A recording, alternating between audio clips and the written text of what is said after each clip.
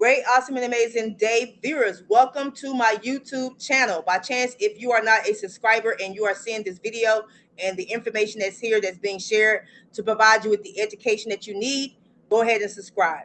To those of you who do not know who I am, my name is Coach Nakesha. I am a litigation and FDCPA coach, and I educate everyday consumers on how to strategically analyze debt collection cases, paperwork, as well as consumer reporting issues. All right, so today we are going to be going over this lovely affidavit that you see here on the screen. All right, so we are going to break this affidavit down line by line.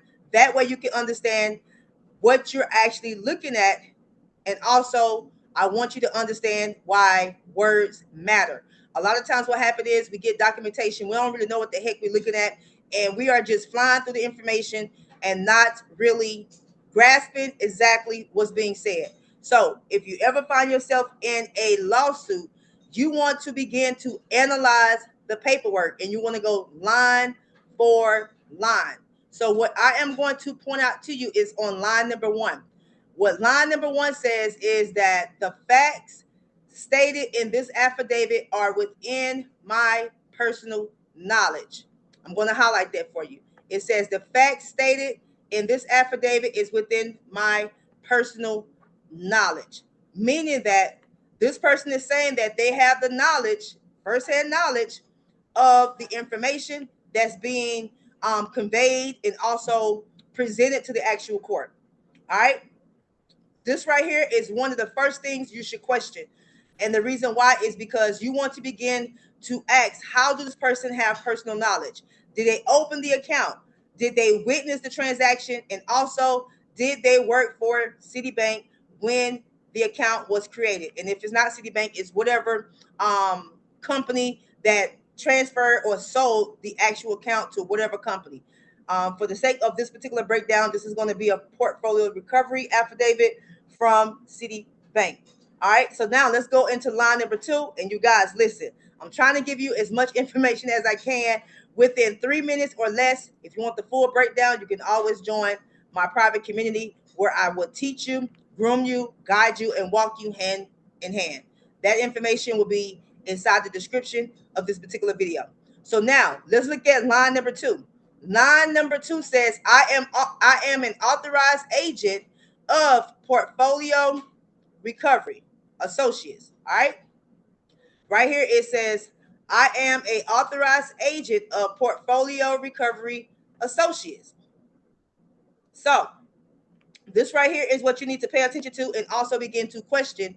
And the reason being is because if you are an employee or an authorized agent by Portfolio Recovery, the question in your mind should be, did they work for Portfolio Recovery when the records was created, when it was transferred, or did they work for Citibank? Everything is going to always be in questioning. That's the whole point, and that's the whole purpose. So what I want you to notice is this right here. Notice what they established here. That's the whole point of line number 2. When it says that I am an authorized agent of Portfolio Recovery Associates, I want you to notice exactly what they established here. What they established here on line number 2 is that they established employment or authorization with Portfolio Recovery, not with Citibank or whoever it might be that sold that particular account to the debt buyer or the collection agency. All right. This is also what I want you to understand about line number 2.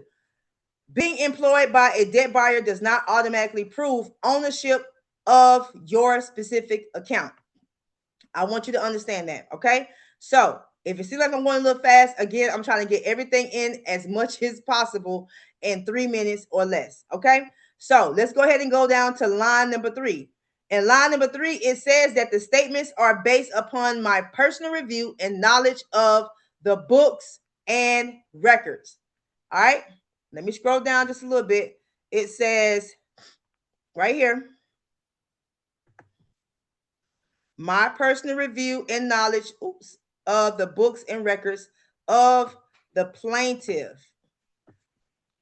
But what we want to focus on right here, they saying that they have personally reviewed and also have the knowledge. I am so sorry. I'm jacking this thing up, y'all. My bad. My bad. My bad, y'all. Come on. Come on. Anyway, right here. Y'all get my drift, right? It's right here. It says, upon my personal review and knowledge of the books and records, right? I want you to also take a look at that. It's all about the wording. That statement there is based upon the statement based upon my personal knowledge and review of the books and records. The wording here is very, very important. The reason being is because they say personal review of record. I know to you guys that's listening to the video, you might think it's not that serious or that deep. It is that deep. You hear what I'm telling you?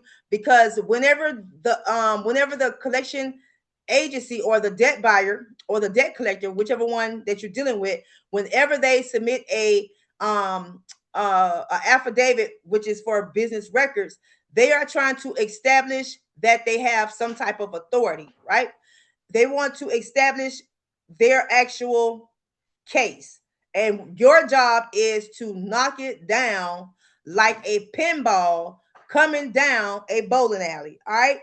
So that is not the same thing as firsthand knowledge. I want you to remember that they have to have firsthand knowledge of the original account. The original account in this particular situation was created with Citibank. That's where the original account actually established from. All right. And then also reviewing records created by someone else is very, very different from actually creating or, witnessing those actual records. All right. Line number 4. When you look at line number 4, it says records kept in regular conducted business activity. All right. Again, that's going to be very, very important. But one of the things I want to point out right here, it says those records. What records, right? You want to begin to question everything. What records was kept in regularly conducted business, right? Regularly conducted business activity. So me knowing what I know, I already know that the regular conducted business activity when it comes to a debt buyer is when accounts is being transferred from one entity to another entity through a sales file. That's basically what that means. Okay. And then now we are going to look at line number 5. And this right here is wild. This right here is going to be wild. It says records are made either by a person having personal knowledge or based on information conveyed. All right. Look. And then also another thing, and I'm trying my best to get this in within 3 minutes or less. So I am so sorry, y'all. I am similarly aware. That right there, that's a red flag. Right here. Personal experience and my common knowledge. That there is going to be a problem. But if you look right here, it says that records are made by either a person having personal knowledge of the information contained herein or based on information conveyed by a person having personal knowledge of the information herein. That right there alone lets you know that the person who did this affidavit for the business record have no actual knowledge. And in this particular situation, this is a Texas case.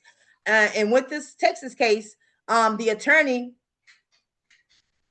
actually used the Texas business rule of 902, meaning that they don't want the person that signed this affidavit to be a live witness, but it's always other ways to go around that. So I know I went a little fast inside this particular video, but again, I'm trying to give you as much information as I can within 3 minutes or less. If you want to see full breakdowns, like maybe 7-minute videos or 10-minute videos, comment below and I'll definitely give you all what you're actually looking for. Because my job and my duty is to make sure that you as a consumer is equipped with the information, the knowledge, and the education. That way you know how to actually defend yourself when it comes to you finding yourself on the other side of a debt collection lawsuit. With that being said, don't forget to subscribe. If you want more breakdowns, longer videos, I don't mind doing longer videos. It's just that I'm trying to get within the time frame on YouTube. Okay. But if you want longer videos, I can definitely give you longer videos. Just leave me a comment below, and that way I can give you longer videos. And if you want to see other type of content of breakdowns, comment inside the comment section. That's the only way I will be able to give you what you actually want. With that being said, my name is Coach Nakesha, and I'm signing off. Have a great and amazing day, you guys.